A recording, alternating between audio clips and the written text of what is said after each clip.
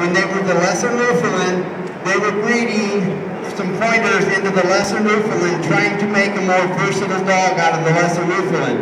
In 1905, they became the Labrador Retriever. That's when AKC recognized them. And so that's where the point really came from, is up through the Lesser Newfoundland breed.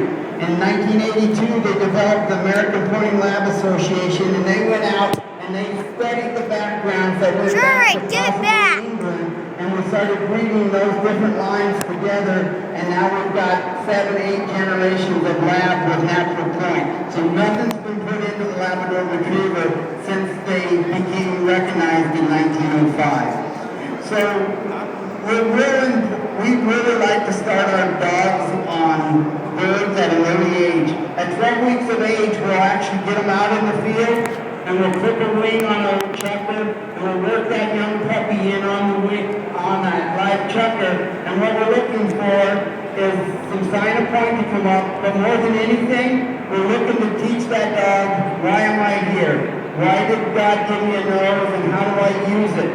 We get a lot of people coming up to us and saying, my dog won't go out very far, won't quarter out. Well, what's happened is they've done a lot of obedience and control, and the dogs learn that, oh, this is the environment, I'm safe, I'm listening in. They haven't ever taught them to go out. So we like to teach them to go out and do into the field and work, and then we'll bring them back in and do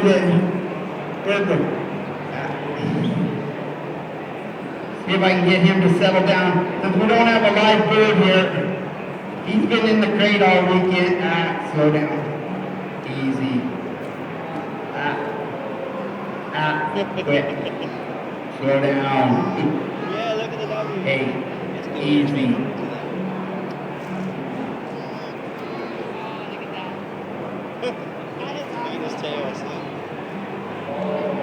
There you got to see a lab lock up on a winging point. And when we don't always have access to the live birds, we'll do a lot of wing work with our puppies like that, and we'll bring that pointing instinct out.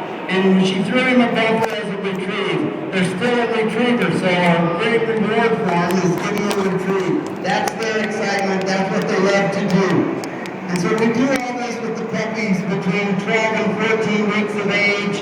By the time they're 14 weeks, we're not clipping a wing anymore. We're actually starting to shoot over them. Because at 12 weeks, when they're busy chasing that bird, we're firing a 209 primer pistol that's shooting blanks. And if the puppy's so concerned and so excited about that bird that he just gets used to the gunshot being in the field, if we're not seeing anything reaction out of the pup from the gunshot, we're ready to start gunning over the pup. So now when the pup goes in, if he points it, we'll go in and we'll shoot it, and we'll give him the reward of the retrieve like you've seen him doing here with this dummy. And, you know, if he crashes it, it gets to fly away. And when you get a 12, 14-week-old puppy, they don't have enough leg under them to run down a pin-raised bird. So they start learning, oh, I can't get it, you didn't shoot it, I'll come back. And they just almost naturally start learning to pull off of a no bird. So anyway, that's kind of our early puppy work. Then we kind of get into what we call our foundation work with them. This is where we're going to reel them back in. We've already built this uncontrollable passion to find a bird. They're so excited. It's so fun to watch. And there's probably a few people in the audience that's been out to some of our puppy classes and got to see these 12-week-old puppies pick up that first bird and bring it back. They're just prancing like proud little kids out there. So anyway, what we're going to do is we go into a lot of the obedience now that we've built that early bird work and why am I in the field.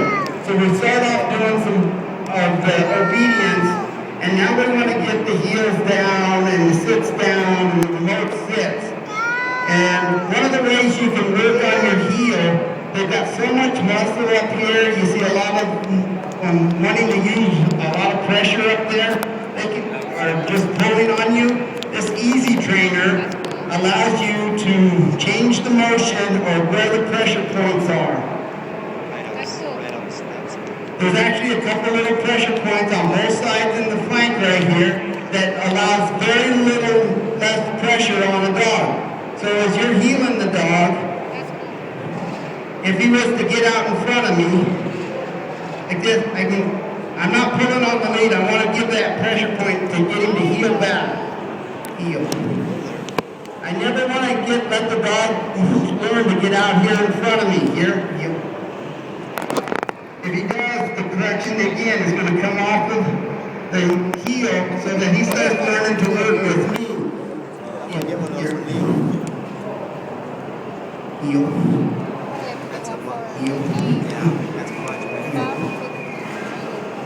And you'll start working him to do it.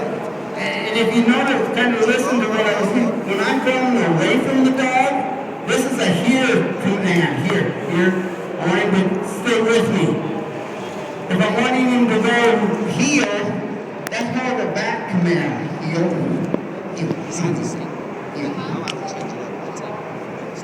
And he's just kind of being a little dumpy with the check cord on. Watch Brenda working with. He's actually beyond this. He's been through this as a puppy. When she takes and works him, she can probably almost listen more without the lead than it would with the lead.